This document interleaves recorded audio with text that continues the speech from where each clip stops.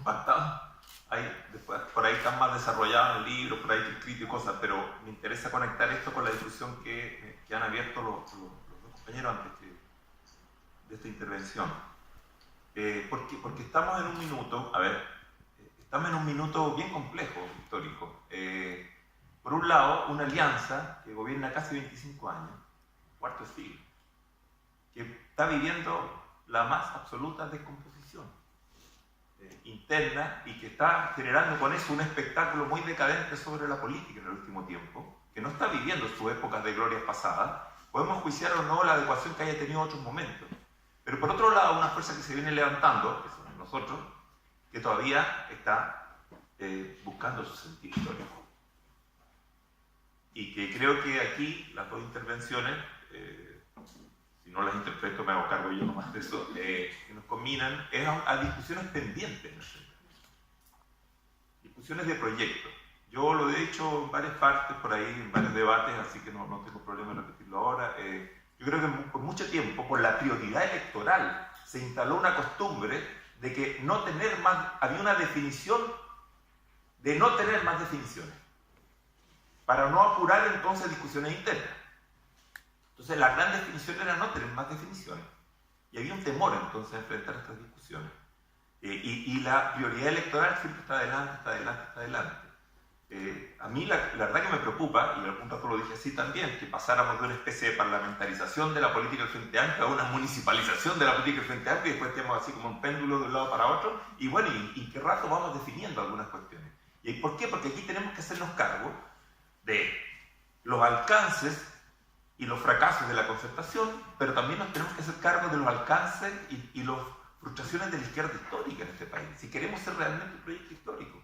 Y eso implica mucha conversación, mucha discusión, mucha elaboración y francamente mucho debate también. Entonces ahí es donde me quería meter un poco en esta cuestión, para llegar a ver cómo nos armamos a enfrentar una derecha que también se está rearmando en este país, ¿no? Que también se está rearmando. Yo quizás voy a resumir de otra manera algo que creo que le entendí también a la Carla recién. Y es que, yo lo he dicho con estos términos, es cuando la derecha se empieza a radicalizar en este país, ¿eh? La izquierda tiende a la poesía, o sea, al juicio moral. Y todo es juicio moral y moral y moral. Entonces nosotros, como en la moralina nuestra, nosotros somos impolutos y los otros son los... Y eso no va a llegar muy lejos. Eso no es un camino de acumulación y de transformación que sea sostenible por mucho tiempo.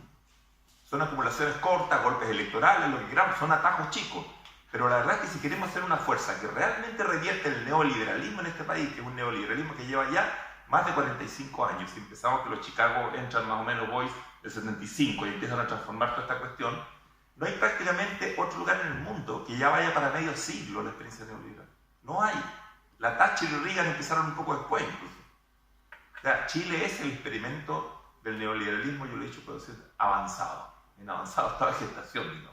Y por lo tanto permite también ver las contradicciones propias de esta forma de desarrollo capitalista en su estado avanzado, a diferencia de lo que eran otros modelos de desarrollo capitalista anteriores, más industrialistas, etc. Entonces, somos el gran experimento de esta cuestión, ¿no? Bueno, en ese plano, el giro que se produce en la transformación capitalista en este país, del 75 en adelante, sobre todo con fuerza en la segunda década del 70 en adelante, hasta los 80, es el giro primario exportador, es desindustrializar este país, hacer pedazo toda la industria. El problema es que con lo que no nos hicimos cargo es que desindustrializar este país y volverlo a ser un país primario exportador de materias primas, significaba que también con eso arrasaron a la vieja clase obrera industrial, que era una de las principales identidades de la cultura política, que me hago cargo del tema, ¿no? En la cual estaban fundados los proyectos emancipadores en este país.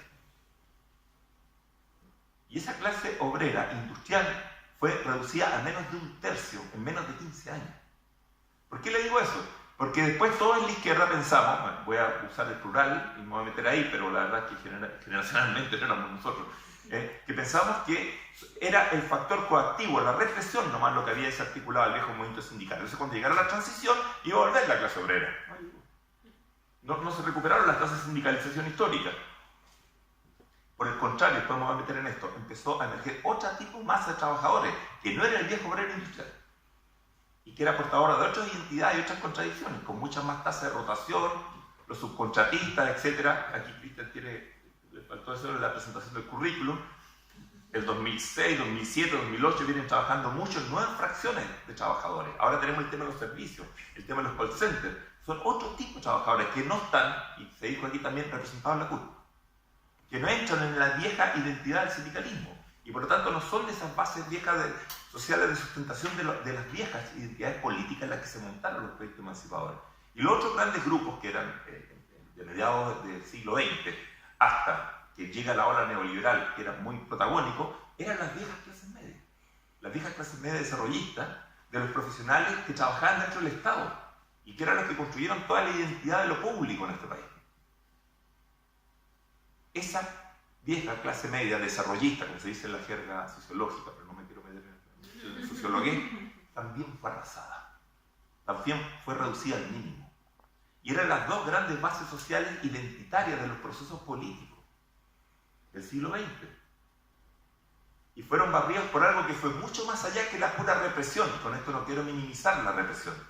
No solamente el factor coactivo, digamos, porque nos quedamos siempre en los excesos del poder, pero no vemos las esencias del poder. Que fue una transformación capitalista gigantesca que hizo que no se reanimaran. Entonces hoy tenemos otros sectores medios emergentes con los cuales tenemos una dificultad de comunicación bastante grande, sobre todo desde la izquierda, pero también con las nuevas bases de trabajadores, que son trabajadores mucho más rotativos, que dan vuelta, que no tienen las viejas formas de identidad por el oficio y que no van a repetir las viejas formas organizacionales. Y yo no estoy aquí para inventar cuáles van a ser las que van a generar, porque los van a generar ellos. Sería un absurdo que uno se ponga aquí desde aquí a decir cómo van a ser esas formas, ¿no? Pero se produce una expansión de capas profesionales que además la prensa, Mercurial, etcétera, llega y les dice nuevas clases medias. Yo ahí andaría con mucho más despacio si eso es clase media o no es clase media. Porque muchos de esos profesionales de repente se cortan el ingreso y van a caer 3, 4 posiciones hacia abajo. O sea, es de una inestabilidad y de una movilidad, de una circularidad. El tema de la rotación social en este país en este rato, brutal. Entonces, entre medio de eso, y aquí es donde nos empiezan a aparecer factores como los siguientes. La gente revienta con la incertidumbre, explota en movilizaciones, hay una alta compulsión movilizativa en este país por cualquier cosa. La educación, un montón de gente, centenares, nosotros los 90 no vimos nunca movilizaciones de centenares de miles de personas, nunca. Aquí ayúdame, Cristian, si me equivoco, pero me acuerdo la ola 97, que llegaban a 30.000, 40.000 y ya nos parecía que este país estaba incendiando. Pero nunca hemos visto eso de 500.000 de personas, como en el Claro, o el 2006, después el 2011, ¿no? Primero la educación, después las pensiones, después el tema de feministas, etcétera, ¿no? Hay una alta compulsión movilizativa, pero al lado de una alta compulsión movilizativa, la propensión asociativa es bajísima. Reviento, me movilizo, pero después para casa. Y tenemos ese mismo problema en toda la organización, incluso del propio Frente Amplio. O sea, tenemos una tasa de afiliación muy alta, pero después de participación organizativa muy baja. Es un tema común, ¿no? No es privatismo de ninguna organización, diría yo. Son las dificultades actuales, son las dificultades culturales, sobre las cuales hay que tratar de elaborar entonces hoy cultura política, pero siendo cargos de estas condiciones. No de las que desearíamos tener, sino de las que nos tocaron, ¿no? Entonces, en ese sentido, es donde entra una derecha, ¿no? Hacerse cargo de esa incertidumbre y de elaborarla en función del discurso del miedo, ofreciéndote 20.000 recetas, ¿no? En distintos sectores, pero ahí no me quiero meter, pero las conocemos más o menos, ¿no? Pero es la trampización de la discusión, etcétera, ¿no? La bolsonarización, etcétera, y aquí tenemos su propio monito animado que son copias de esa cuestión acá en este país, ¿no? Ahora, ¿cuál es el problema ahí? Que las nuevas franjas sociales que explotan en esta discusión, y que Cristian nos combinaba a vincularnos con ellas, hacernos cargo de esta enorme distancia que hay entre política y sociedad en este país, y en la cual irrumpió el Frente Amplio, porque el Frente Amplio de momento tampoco lo ha resuelto. Son bajas tasas de participación política en este país, muy bajas tasas, las más bajas tasas de América Latina, además, entre paréntesis. Y tenemos esa demanda, ese camino abierto para hacernos cargo de esta cuestión. Tenemos franjas entonces que han sido individuadas a tal nivel que hoy vamos a tener que lidiar con problemas que la izquierda histórica no lidió. Y me hago cargo de las demandas de la Javiera en la invitación, que es el tema de la libertad y de la libertad individual, de la autonomía individual. Nosotros como izquierda, en el siglo XX, nosotros digo haciéndonos cargo históricamente, insisto, no nosotros como personas, pero como izquierda, ¿no? Levantamos un paradigma de igualdad que muchas veces llevaba a una homogenización forzada. Y eso fue muy fuerte en los socialismos reales. Y todos iguales, y vestidos iguales, y qué sé yo, envasados iguales, y va a ser más o menos el paradigma de igualdad. Hoy eso no lo vamos a enchufar en ninguna parte de la sociedad chilena. Hay que hacernos cargo de una demanda de identidad individual muy fuerte. Y detrás de esa demanda de identidad individual, entonces explotaron derechos para los cuales la izquierda nunca tuvo antes mucha palabra. El más claro es el derecho de la mujer, pero también están los derechos sexuales y por ahí sigamos. Y ahora empiezan a aparecer derechos de infancia, etc. Eso implica una tensión con nuestros viejos discursos emancipadores, de la cual nos tenemos que hacer cargo. Nos tenemos que hacer cargo responsablemente. ¿No? Podemos discutir la adecuación o no que tuvieron las generaciones precedentes a nosotros en los momentos que les tocó enfrentar históricamente. Es un tema, ¿no? Pero claramente hoy tenemos un panorama profundamente mutado. Profundamente mutado. A eso me hace mutado en onda larga, en una larga transformación, ¿no? Y ante esas cosas entonces, que ante la descomposición de las alianzas gubernamentales anteriores, me refiero sobre todo a la concertación, y generalmente le he seguido llamando así, no había un proyecto histórico nuevo al que emergió de esa coalición de la transición, ¿no? Y que no resolvió más cosas.